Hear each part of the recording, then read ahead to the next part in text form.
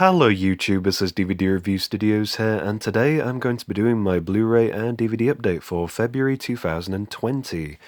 So let's begin with the small stack of Blu-rays, first of which is Unbreakable, starring of course Bruce Willis and Samuel L. Jackson, directed by M. Night Shyamalan. Which this movie is quite well regarded as one of Shyamalan's best movies overall in regards to its overall direction, and certainly, as far as I was concerned at least, was not part of something that was a whole lot bigger than I really expected. Released in the year 2000, this is basically a prelude to what we have as a huge oversaturation of more or less just superhero movies, which we have at least, say, 10 a year, possibly even more. It's kind of crazy just how sort of stooped up we are on this kind of genre, but this was quite innovative of itself. This was a very unique concept for a superhero style movie, released in the early 2000s, where I think we only just barely got X-Men as sort of a well sort of rounded and quite grounded sort of superhero movie of this sort of modern era style, if that makes any sense. So things like Spider-Man, Fantastic Four, Daredevil, things like that, those hadn't come out as of the time of this release, and so this was quite unique, like I said, in its own regard. And Unbreakable basically tries to modernize and basically reimagine the origin of a superhero with no capes, no superpowers, etc., just very unique human abilities. And that's where we have the binary opposition of David Dunn and Mr. Glass, as he's more sort of known throughout the trilogies it would be. Their binary opposition is that Bruce Willis's character of David Dunn is completely unbreakable. He survives a train crash of about 100 plus people dying, and he's the lone survivor. Whereas we have Mr. Glass himself, who is basically so weak he literally shatters like glass. His bones break because he's so brittle as a person. And I love that concept, which, in all honesty, I think Samuel L. Jackson's character was the best feature of this movie. And the twist, of course, with it being a Shyamalan movie, of course there's a twist. The twist featuring his character at the very end of the movie was honestly expected, but very well focused and certainly surprising in its delivery. And that's what I enjoyed most about this movie. So overall, as a film, I thought this was phenomenal. Great utilization of superhero themes without obviously throwing capes and powers everywhere. If you haven't seen Unbreakable, or if you haven't seen any of this sort of Unbreakable trilogy, as it's known now, with this movie, 2016's Split, starring James McAvoy, and now Glass, which I'm about to move on to. If you haven't seen these movies, definitely check them out. They're perhaps not everyone's cup of tea, but there's certainly something from at least each movie to find certainly enjoyable. Which brings us really to my thoughts on Glass. I didn't really like this movie, but my favourite elements of this film were easily the character of Glass himself, which I certainly found to be quite unique in its portrayal compared to what he was in Unbreakable. Because as we know from the very end of Unbreakable, he is basically institutionalized for the events of what happens in this original movie. And so this plays off of that several years later, or at least maybe over a decade later. And that's where we follow this up with McAvoy and Willis as the supporting characters, which were overall quite fascinating. I think the character, or at least a superhuman style character of the Beast, being kind of sort of the enemy in this movie was interesting as a concept, certainly not what I expected. But really, each character in this movie felt to be a victim of their own powers, if that makes sense. And as a theme, I didn't really like that, especially towards the ending, where each one is kind of sort of just removed for no real reason. Not really sure what was being conceived there. Certainly no twist as such from my recollection. And I found this to be quite unfulfilling compared to the other two movies. So certainly a shame. The only plus to this was a great opportunity to see the character of Glass shine a little bit more in this film. But aside from that, I wasn't overly impressed with this, sadly. But like I said, I think there's an element to each film that a consumer may enjoy, and that's why I definitely recommend checking out the trilogy as a whole. So that is Unbreakable and Glass. Next, we have Better Call Saul Season 4, which Saul is fantastic as a prequel. It adds a whole lot of expansive content to the original world that Vince Gilligan and Peter Gould created for Breaking Bad. Of course, regarded as one of the best, if not perhaps the best, and most highly rewarding television show of all time. And Better Call Saul adds a lot of humanity to the character of Saul Goodman, who we see in Breaking Bad as more or less a cartoony style advertisement, a human embodiment of advertising. At least that's how I interpreted him. I didn't really realize that his story could go so deep. And as a huge progression, we see the character of Jimmy McGill pushed closer and closer towards becoming Saul Goodman as we know him. And this season really is the catalyst that throws him forward into becoming Saul, and was very, very entertaining overall. This season I would highly recommend. I would arguably say this was my favorite season, but unpopular opinion, my favorite season was season 3, where it seemed a lot of people switched off from the show, which I think is a huge disappointment. This show overall is visually stunning with regards to its cinematography and overall rewatchability as well. I think there's a huge focus on visual elements and very key connotations that hint towards a bigger picture, if you will. One of my favorite bits was from, I think it's episode 7, called Something Stupid. That's the episode title relating to the song, and then I go and spoil it all by saying something stupid like I love you. The beginning of that episode is basically about Jimmy and Kim's relationship, which is kind of on again, off again in the show anyway, but they've been quite on, especially in season 3 and season 4. It shows their breaking point and sort of splits down the middle Jimmy and Kim, and basically shows how separated they are in their own lives. And that cover of that song was phenomenal and really well presented for that opening to that particular episode. But yeah, season 4 of Saul overall phenomenal, and I'm very much looking forward to checking out season 5, because as of the time of recording this video, season 5 hasn't aired yet, but we have seen the trailers, and it does look as though Jimmy really is embracing the embodiment of Saul Goodman finally. So that's my brief thoughts on Better Call Saul overall, really, and of course season 4 as well. Leading into our final Blu-ray for this update, and that is Teen Titans Go versus Teen Titans. Yes, we have fallen to a new low, as I'm sure you can appreciate, or if you've heard me talk about the original Teen Titans show on the channel in a couple of previous updates.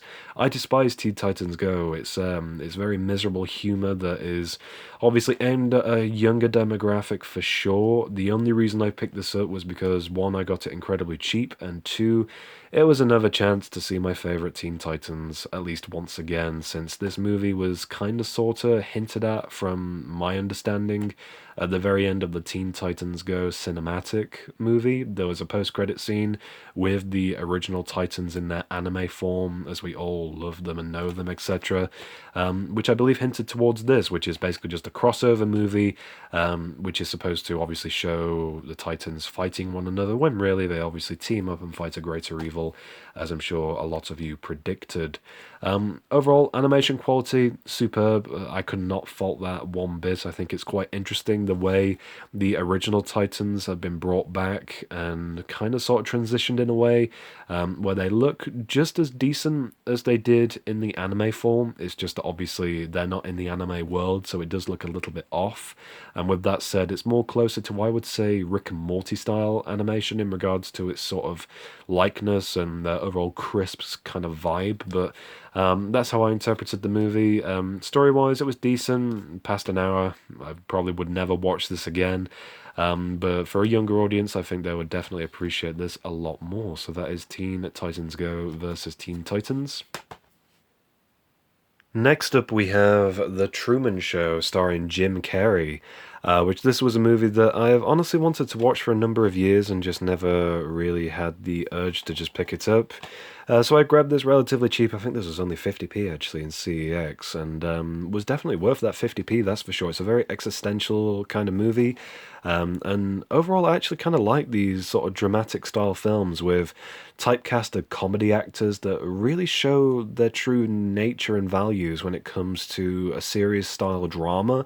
A movie like this obviously does have its laugh out loud, humorous moments, and I think Jim Carrey was perfect for the main character of Truman, who is, little does he realize, televised all over the world as part of a kind of sort of experiment, if you will, where he is filmed on a day-to-day basis. His entire life is fictional, and every single person he comes into contact with or is a part of his life is quite literally an actor, and he has absolutely no idea, as it says on the air, unaware. And the existentialism in this movie is kind of heartbreaking in a way, especially the realization scenes, where it's almost frustrating for you as the viewer to not be able to actually let this man know that he is being exploited to such a huge degree, and everything that he seems to look to do in this fictional world that has been placed around him, everything is just either deceitful or is just too good to be true. And it's quite confusing for someone who is in this position to really fathom what is real and what is not. It's a very liminal and very interesting concept to wrap your mind around. And the way this was presented, I thought this was overall a phenomenal movie. And Peter Weir, if I'm pronouncing his surname correctly, I thought did a tremendous job at directing this and kind of sort of keeping the audience in the dark for quite a long portion of the movie before obviously throwing the bigger and bigger hints that this is all fake. It's fake for him, and he has absolutely no idea. So yeah, I definitely recommend checking out this movie. It's for sure quite an interesting take, and especially an interesting acting sort of role for Jim Carrey as an actor, who I'm not the biggest fan of, but a movie like this is certainly something that I do appreciate his talents for, rather than something like Liar Liar, for example, which I do quite like, but obviously is a huge opposition compared to something like this. So that's The Truman Show. Would highly recommend checking it out. Next up, we have the original two Terminator movies. We have, of course, The Terminator and T2 Judgment Day, which seems to be the more popular one of the two movies. So Terminator is a franchise that I've never really broken into in regards to any kind of interest. It sounds exactly what I would love genre-wise, and as a huge fan of sci-fi movies, I absolutely love these kinds of concepts. However, the Terminator always eluded me, never really caught my interest other than obviously knowing the main sort of major plot points and just having those ideas in mind to obviously eventually one day, I suppose, just subject myself to these movies and watch them. So out of the two, I've only seen the Terminator at this moment in time, which I thought was okay. I very much enjoyed it, especially for the time. I think this came out in 1984, if I'm not mistaken.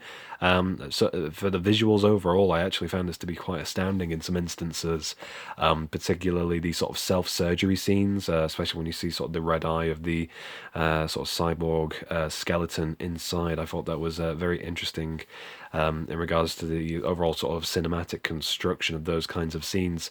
But yeah, overall quite an interesting sort of action thriller movie, loads of chase scenes. The character of Sarah Connor was quite an interesting character overall, and I found this to be overall quite enjoyable. So I'm looking forward to hopefully checking out some more of the Terminator movies.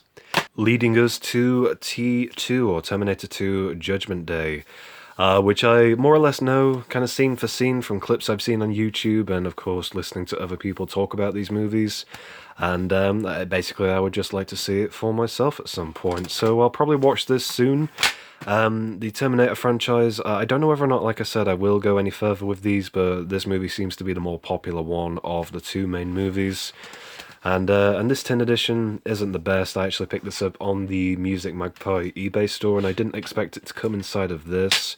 So I might just get rid of this since it is quite an ugly sort of display piece. There's no sort of displayability to it anyway. But yeah, 2-disc set overall looks to be in pretty good condition, and I'm looking forward to checking out the film, that's for sure.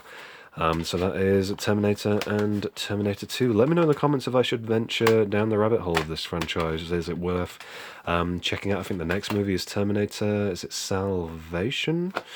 Then we've got Terminator Genesis, and then that new one. I can't remember if there's 5 or 6 of these movies. Who knows? Anyway, that's Terminator and Terminator 2. Next up, we have a Western movie, and that is Butch Cassidy and the Sundance Kid from 1969, starring, of course, Paul Newman and Robert Redford, and this was a delightful film. In all honesty, I don't really delve too often into the Western genre, but this was overall a phenomenal film. I really enjoyed the comedy in this film in particular, which is something I didn't really expect, in all honesty. I didn't really expect that kind of merging of genres, but the action in this is fantastic. Some great shootout scenes. I love the train robberies at the very beginning, and the comedy, especially for I think it's the second train robbery, was absolutely hilarious.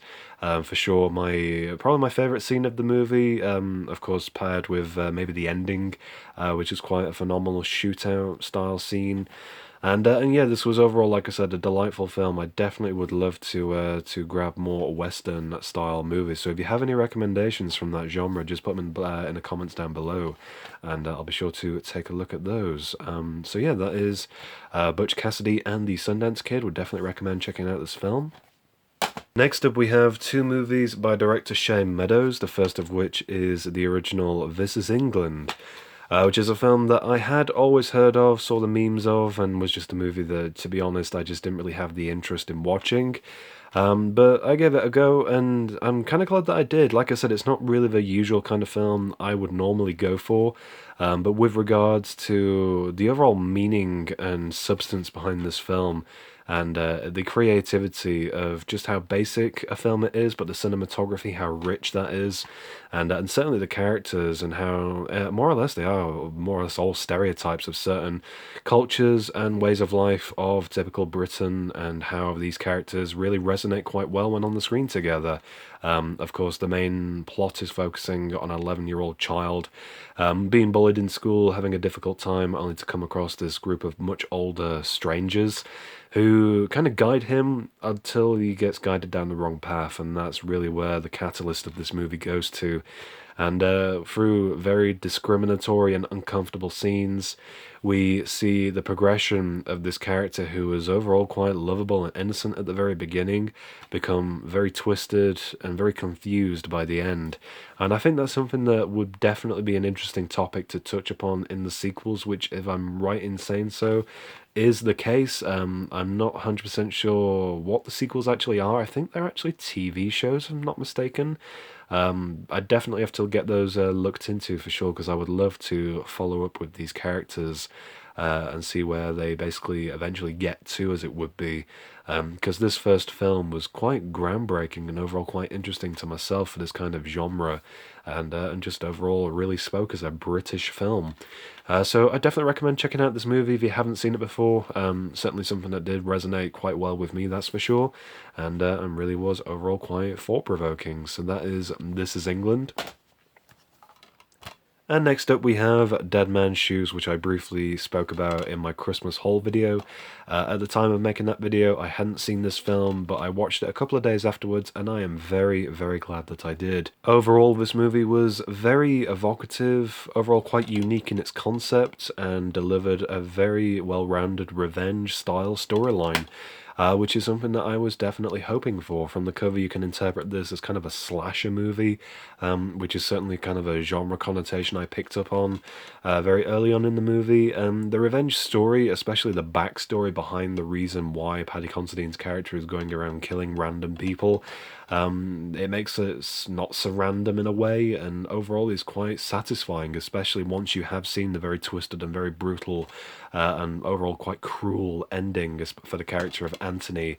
It was overall very rewarding to see a revenge completed so successfully, and was basically just a one-man style mission throughout. Shane Meadows does a terrific directing job to convey that. Overall, quite a riveting film that I would for sure recommend checking out. Next up we have Misfits Series 4, which I did vow in my previous update video talking about Misfits, which I think was my June 2019 one, that I wouldn't bother finishing the series. I was satisfied with series 1 through to 3. But I did kind of sort of want to see what would happen to the character of Curtis, and I was somewhat disappointed overall. I haven't actually finished this series, to be honest, and I don't think I actually will. Just seems to be going in a direction that I don't really care to follow up. Correct me if I'm wrong, by all means, in the comments. But I just don't really care about this monkey-looking kid locking up his girlfriend in chains in their bedroom for whatever reason. Stuff like that. I don't really care for these characters, and I just don't really want to follow this up. So I'm going to probably leave it as is. I might just get rid of this at some point, but yeah, this was, I think, 8 episodes in total. And yeah, I think I made it to episode 5. So yeah, I might, if popular persuasion in the comments does give me a reason to continue and finish this, then by all means, that will be fine. But otherwise, I think I'm pretty much done with this anyway. So that is Misfits Series 4. Overall, rather disappointing. Next up, we have Archer Danger Island, which is Archer Season 9, and I wasn't really looking forward to watching this, especially after watching Season 8. I'm being overall fairly let down and disappointed with that season as a whole, whereas this, I think, benefited, at least in terms of viewing experience, from me just binge watching more or less the entire thing of all 8 episodes. And that's where my enjoyment for this came in. I really liked this concept. I thought the jokes were well delivered, the animation was on point, the character sort of archetypes were sort of role reversed in certain ways and were made to be a heck of a lot more interesting. And the end sort of cliffhanger to Danger Island I thought was very unique, leading us into season 10 of Archer. And yeah, I'm really looking forward to finishing this show at some point. I think it has finished with season 10, if I'm not mistaken. I have no idea whether or not this is going forward. I'll have to look that up after this video. But yeah, season 9 I thought was okay. It's definitely a huge step up from season 8, but certainly not up there with the likes of the first sort of 3 series, for example. Next up, we have some classic animation, beginning with Teen Titans Trouble in Tokyo, the original film. This movie was more or less the send-off for the original Teen Titans television animation, which certainly ended in a way where you would expect this to be the continuation from that ending, where Beast Boy runs through the school doors and ends with a fade to black. Unfortunately, this is a disconnected adventure, and I suppose we will never have a follow-up to that cliffhanger-style ending of Season 5. But with this, overall I found this to be quite a fun, disconnected adventure. It just feels like an extra long episode of Teen Titans for what it's worth. Characters more or less remain the same, so overall there's enjoyment from that. The movie itself is overall quite predictable, especially the sort of end twist as it would be, but the animation was very satisfying, and the new sort of environment that they travel to, obviously traveling to Tokyo, with that kind of style of movie in mind, I thought the animation was quite exciting and definitely was something that overall pleased me as a sort of bookend to the original Teen Titans as it would be. And special feature wise, there is actually a lost episode included on here, which is only a short episode of 11 minutes, but an episode nonetheless, and I think that was definitely worth having a look at too. So that is Teen Titans Trouble in Tokyo. I would 100% recommend the original anime series of Teen Titans for sure. Some of my favourite DC Comics related content. And going back even further with the classic animation, we have some of the old Hanna-Barbera cartoons, the first of which is Scooby-Doo Where Are You, the complete first and second seasons, which I grabbed this on Amazon for about £6 all in, which I thought was a very good price, especially for something new sealed.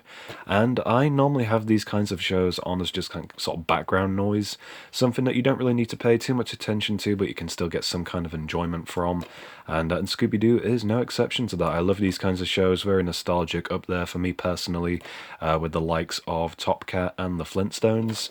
And I'm hoping to do a video series on these old Hanna-Barbera cartoons at some point, just something to perhaps add a little bit more spice to the channel, and just show off the more interesting side of these very early and very old cartoons. So that is Scooby-Doo, and then another one that I am very much looking forward to talking about in an individual video is Lippy the Lion and Hardy Ha Ha, a cartoon series that was thought to be impossible to remaster onto DVD, but the folks over at Warner Archive pulled it off and managed to actually get this remade, which is absolutely incredible.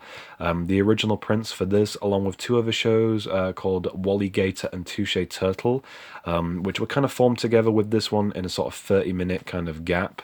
Back in the day when they were originally aired on television.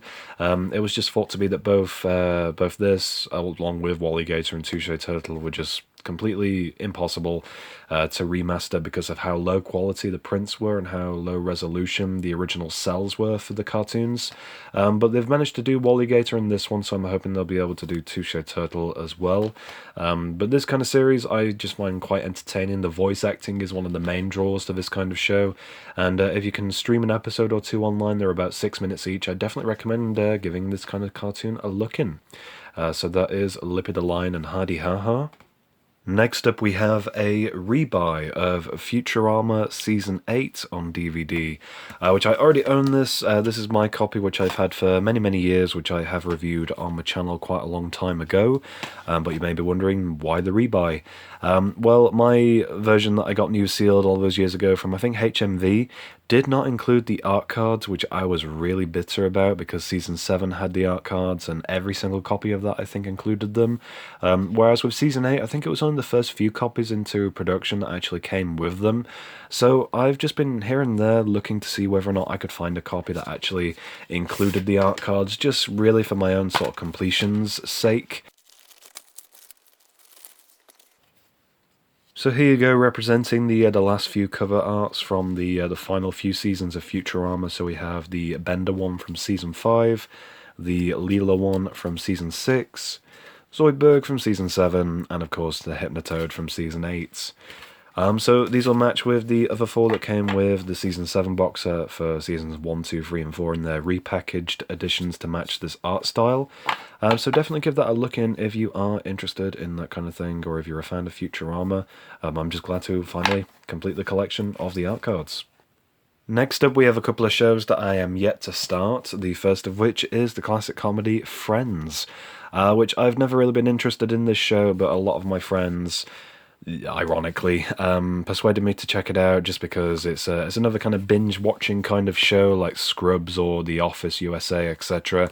And I am looking for a show to really just have on where I can just binge it my way through it and find a lot of enjoyment from it. So I'm hoping Friends will be a contender for that. If not, I also grabbed the first season of Community as a blind buy, which Dan Harmon, one of the co-creators of Rick and Morty, is heavily involved with this show.